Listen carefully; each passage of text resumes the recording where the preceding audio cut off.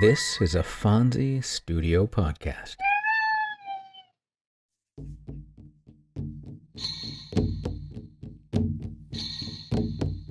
Welcome to Tales from the First Nations. I'm Jay Idle, and every week I'll share with you a tale and ancient wisdom of the native tribes of North America. I'll be joined by my cats, Dawa and Fonzie, who will undoubtedly make their presence known at some point, so I might as well just list them as co-hosts. We hope you'll enjoy the tales and wisdom, raise your vibration, and enrich your life with us every week. Welcome, friends. Welcome to the 66th episode of Tales from the First Nations. I'm your host, Jay Idle. Last week, we moved from squirrels into the seasons, and I thought that since spring is just around the corner, we should welcome it with some stories about it. Spring's a wonderful time of rebirth as nature reawakens and springs to life. Now, you've likely seen the figure of the Hopi fertility deity, Kokopelli, who plays his flute. He carries unborn children on his back and delivers them to women, while also watching over agriculture and animals as they begin to give life and reproduce. There are many stories of Kokopelli, one of which is that he traveled from village to village, bringing the changing of winter to spring, melting the snow, and bringing about rain for a successful harvest. It's also said that the hunch on his back depicted the sack of seeds and songs he carried. Legend also has it that the flute playing also symbolizes the transition from winter to spring. Kokopelli's flute is said to be heard in the spring's breeze while bringing warmth. It's also said that he was the source of human conception. Legend has it everyone in the village would sing and dance throughout the night when they heard Kokopelli play his flute. The next morning, every maiden in the village would be with child. The legends of Kokopelli are well preserved in ancient rock carvings and paintings dating back as far as 3,000 years. So today, we'll begin with a story of Kokopelli.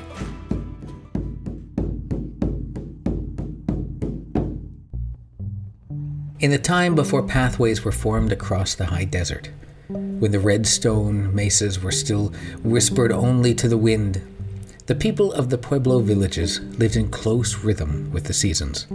They tended their fields, watched the skies for rain, and listened for the stories carried on the breeze. Among all sacred beings who walked the world, none was awaited with as much delight and curiosity as Kokopelli, the hunchbacked flute player whose song stirred the desert itself to life. It is said that Kokopelli did not travel like ordinary beings. Sometimes he appeared at twilight, a silhouette perched atop a cliff with the sky glowing golden behind him. Other times, he came dancing along the dusty trails, his lean figure swaying, his flute raised high as a river of music flowed from its wooden mouthpiece. Whenever he walked, seeds in the earth trembled, ready to awaken. One evening during a season of drought, the Hopi people gathered outside their kivas to watch the horizon. Days had passed without a single cloud. Their cornfields thirsted beneath the sun, and the young plants bent as though bowing to an unseen burden. The village elders prayed, burning fragrant cedar, hoping that spirits would hear and bring relief. Just then, as the first stars emerged, a soft melody drifted across the valley. It was a simple tune, playful yet ancient, like laughter woven into moonlight. Children stopped their games. Women paused in their weaving. The elders lifted their heads. Kokopelli had come. He approached with a spring in his step, his humped back swaying rhythmically. The feathers on his head fluttered gently. He played as he walked, low notes that rolled like distant thunder, high notes that shimmered like starlight. The villagers greeted him with smiles, for his presence was a blessing. "Flute player," the chief said, bowing respectfully, "our fields are thirsty and the rains hide from us." Kokopelli lowered his flute, tilted his head as though listening to a secret spoken by the wind.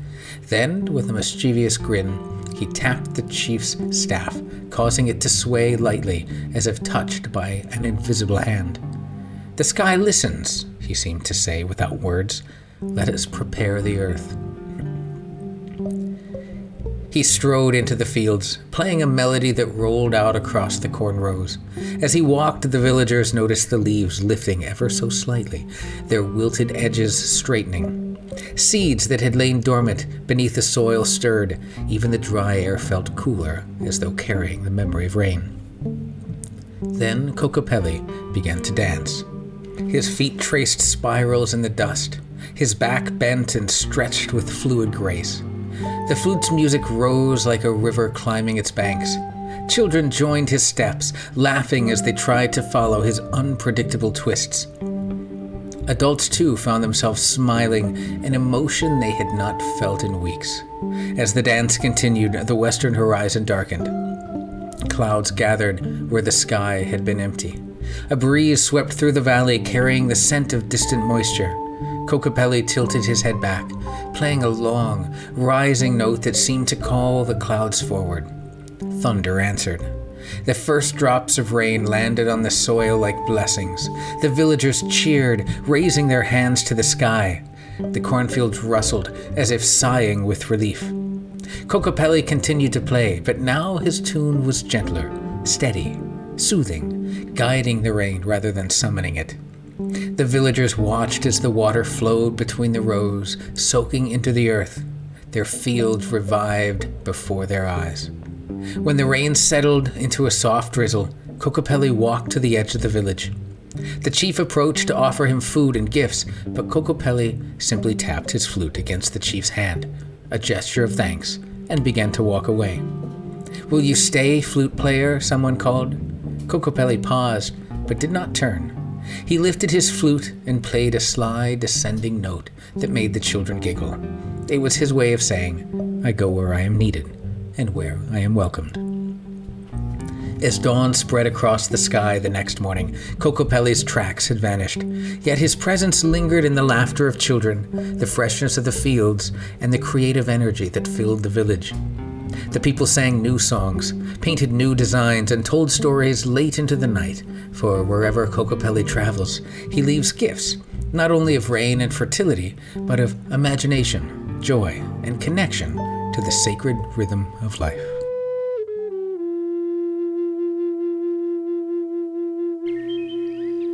Kokopelli brings us one of the best things about spring: new life and blooms. It's certainly a wonderful sight after months of snow and barren trees. Our next story is an Ojibwe legend that tells us how Fisher gave us spring and was immortalized for it in the night sky. This is called How Fisher Went to the Skyland, the origin of the Big Dipper.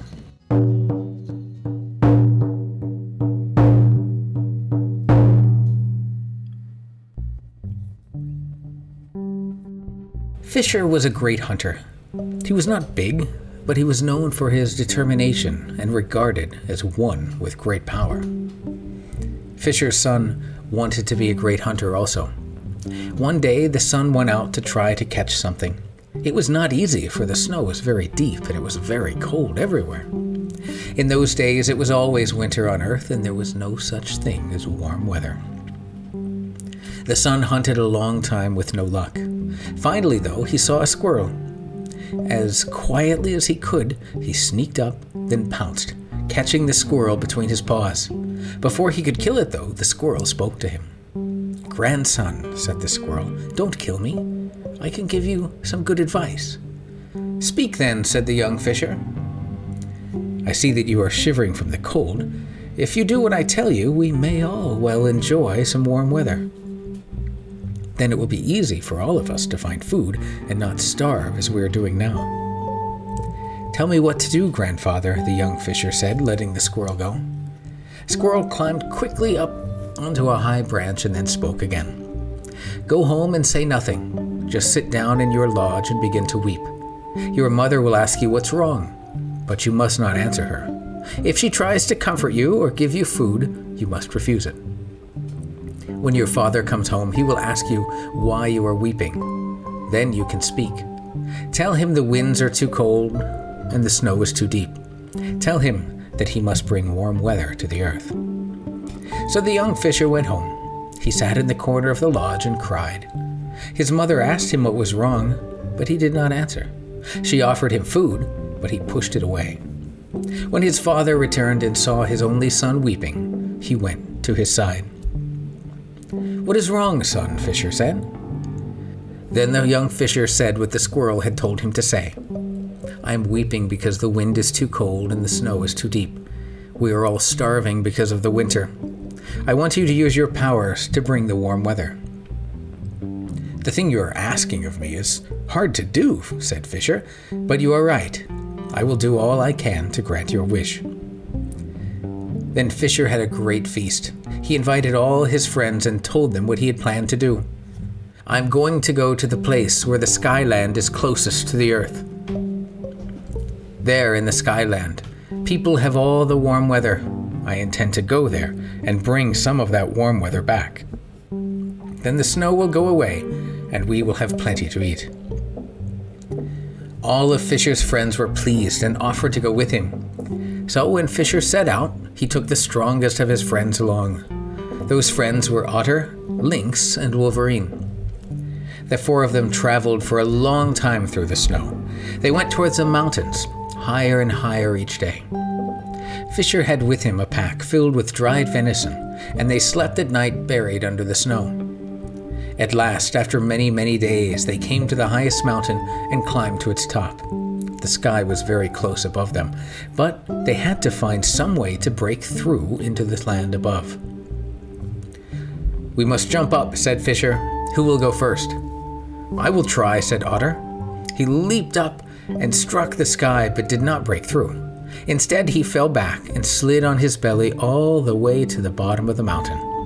To this day, all otters slide like that in the snow. "Now it is my turn," said Lynx. He jumped too, striking hard against the sky and falling back unconscious. Fisher tried then, but even he did not have enough power. "Now it is your turn," said Fisher to Wolverine. "You are the strongest of us all." Wolverine leaped. He struck hard against the sky and fell back, but he did not give up. Then leaped again, and again, and again, until he had made a crack in the sky. Once more he leapt, and finally broke through. Fisher jumped through the hole in the sky after him. The Skyland was a beautiful place. It was warm and sunny, and there were plants and flowers of all kinds growing. They could hear the singing of birds all around them, but they could see no people. They went further and found many long lodges. When they looked inside, they found that there were cages in the lodges, and each cage held a different bird. "These will make for fine hunting," Fisher said. "Let us set them free." Quickly, Wolverine and Fisher chewed through the rawhide that bound the cages together and freed the birds. The birds all flew down through the hole in the sky, so there are many kinds of birds in the world today. Wolverine and Fisher now began to make the hole in the Skyland bigger. The warmth of the Skyland began to fall through the hole, and the land below began to grow warmer. The snow began to melt, and the grass and plants beneath the snow began to turn green. But the Sky People came out when they saw what was happening. They ran toward Wolverine and Fisher, shouting loudly. "Thieves!" they shouted. "Stop taking our warm weather!" Wolverine jumped back through the hole to escape, but Fisher kept making the hole bigger.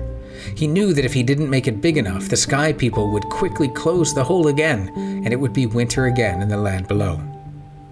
He chewed the hole larger and larger and larger. Finally, just when the people were very close, he stopped. The hole was big enough for enough warm weather for half of the year to escape, though it was not big enough for enough warm weather to last all the time. That is why the winter still comes back every year. Fisher knew that the Sky People might try to close the hole in the sky. He had to take their attention away from it, so he taunted them. "I am Fisher, the great hunter," he said. "You cannot catch me." Then he ran to the tallest tree in the Skyland. All the people ran after him. Just as they were about to grab him, he leaped up into the tree and climbed to the highest branch, where no one could follow. At first, the Sky People did not know what to do. Then they began to shoot arrows at him. But Fisher wasn't hurt, for he had a special power. There was only one place on his tail where an arrow could kill him. Finally, though, the Sky People guessed where his magic was and shot at that place. An arrow stuck in the fatal spot. Fisher turned over on his back and began to fall. But Fisher never struck the earth. The spirits took pity on him and placed Fisher high up in the sky among the stars. If you look up into the sky, you can still see him, even though some people call that pattern of stars the Big Dipper. Every year he crosses the sky. When the arrow strikes him, he rolls over onto his back in the winter sky. But when winter's almost over, he faithfully turns to his feet and starts out once more on his long journey to bring the warm weather back to the earth.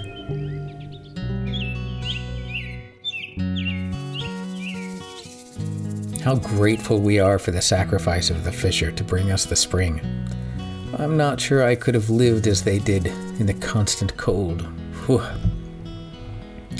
For our next story, we'll look at another Ojibwe legend called the Dream Fast.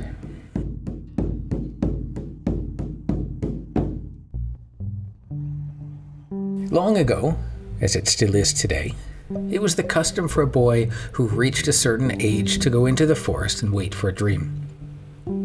He would build a small lodge and go without food for many days in the hope he would be visited by some animal or spirit of the forest that would take pity on him and give guidance and power.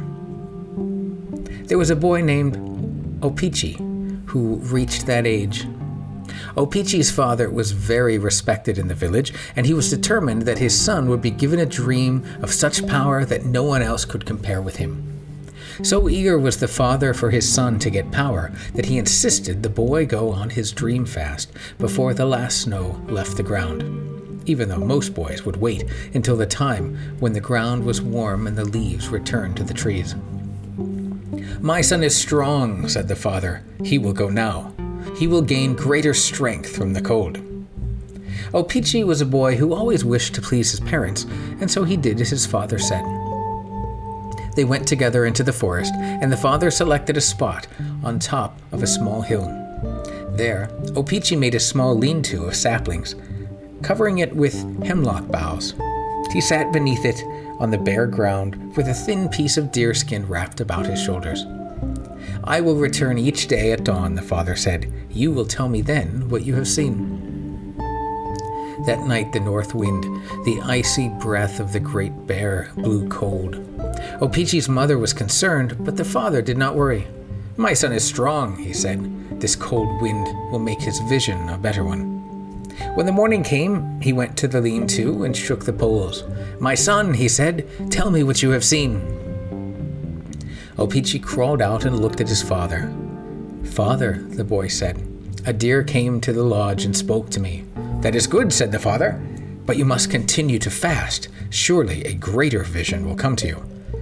"I will continue to watch and wait," O-Pee-Chee said. O-Pee-Chee's father left his son and went back to his lodge. That night, a light snow fell. "I'm worried about our son," said O-Pee-Chee's mother.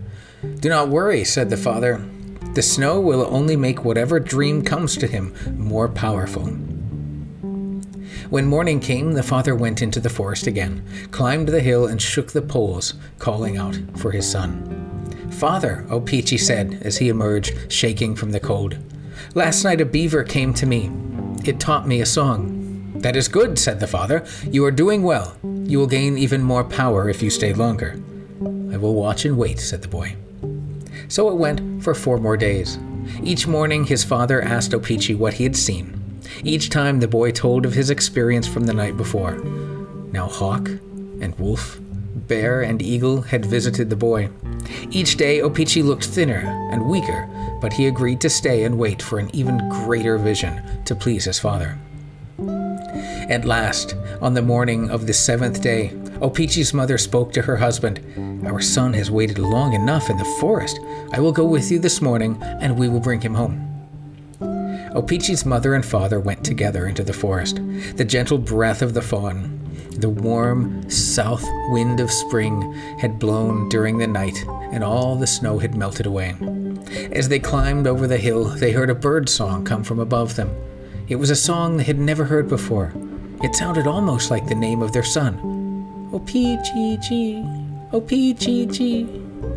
When they reached the lodge, O-Pee-Chee's father shook the poles. "My son," he said, "it is time to end your fast. It is time to come home."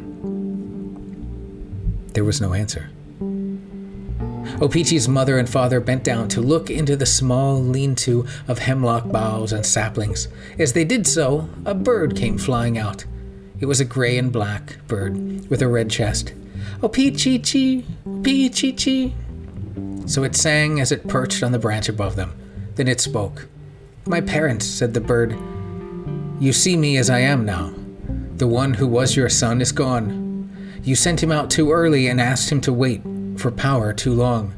Now I will return each spring when the gentle breath of the fawn comes to our land. My song will let people know that it is time for a boy to go on his dream fast. But your words must help to remind his parents not to make their son stay out too long." Then, singing that song, which was the name of their son, the robin flew off into the forest.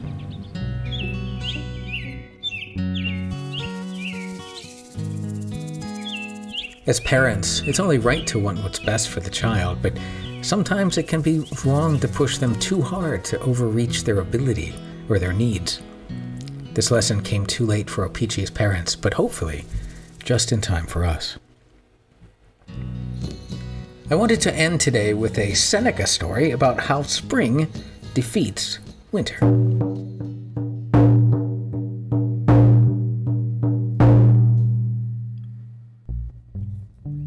When the world was new, long ago, an old man was wandering around. This old man had long white hair, and wherever he stepped, the ground grew hard as stone. When he breathed, the rivers stopped flowing, and the ponds became solid.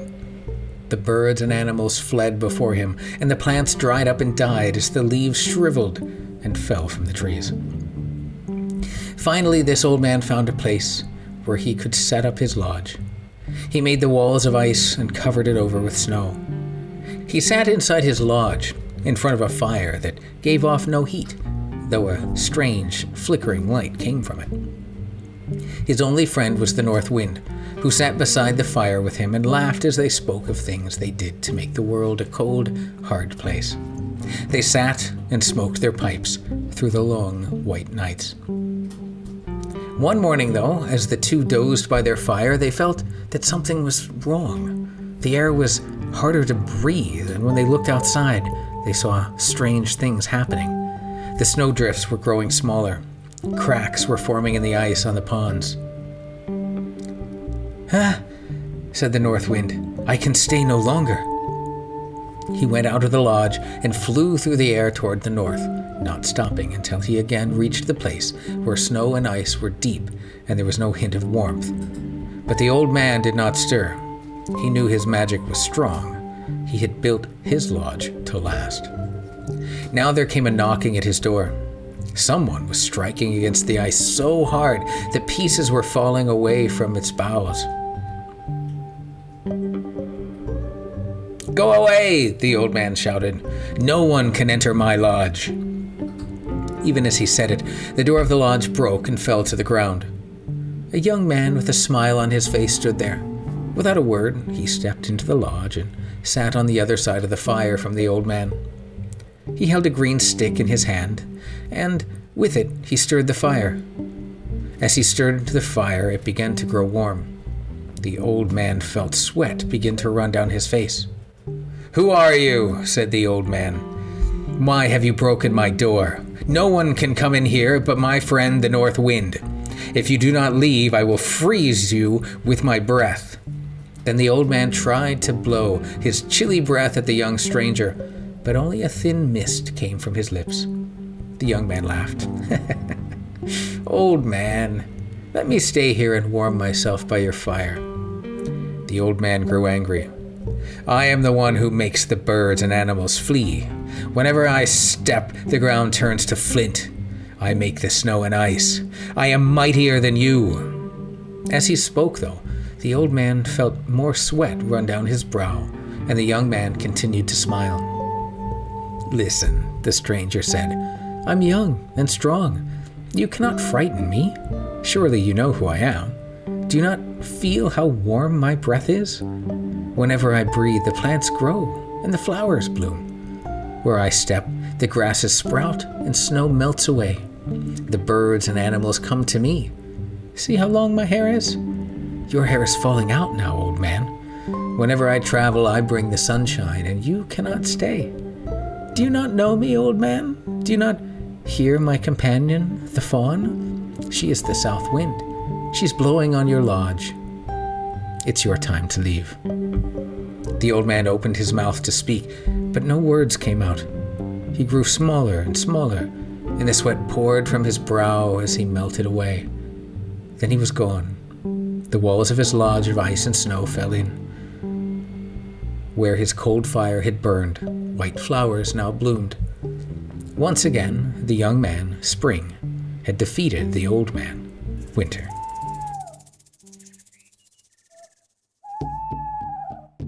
I suppose it is sad that winter had to come to an end, but I suppose it was his time. And it's that way for all of us, isn't it? That's why it's important to enjoy every moment that we have. It's with respect and gratitude that I offer my blessings and thank you for sharing your journey with me and for sharing your time with me on this podcast. I wish you well and look forward to sharing another story with you next week. Go in peace, return in peace, and may you be well. If you enjoyed the podcast, please like and review it in your podcast service so we might grow further. And feel free to reach out to us in the contact information on the episode link if there's something that you'd like us to talk about in the next episode. A lot of our research today on Kokopelli came from the indigenouspeople.net. Our first story about Kokopelli comes from oldfolklore.com with an article written by Oibode Iola last November. I hope I pronounced his name correctly. It was a great article. Our second story, How Fisher Went to the Skyland, the origin of the Big Dipper, comes to us from the Ojibwe-Dakota-in-mn.com. They have a lot of great material there for teaching young and elementary age children. They even have resources for learning the Ojibwe and Dakota languages, which is super cool. That is Ojibwe-Dakota-in-mn.com. The Dream Fast comes to us from native-languages.org. And our final story, Spring Defeats Winter, comes from oocities.org and can be found in Michael J. Caduto and Joseph Barak's Native American Stories told by Joseph Barak from Keepers of the Earth. For more great stories and legends, join me next week for another story here on Tales from the First Nations.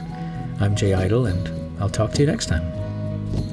The beautiful song you're listening to now was provided by my dear friend Scott Brocklesby, and our podcast Image of the Moon was provided by Mark Lawton. We will see you next time. All right, that's it. How'd we do, Dawa? Awesome. Phones?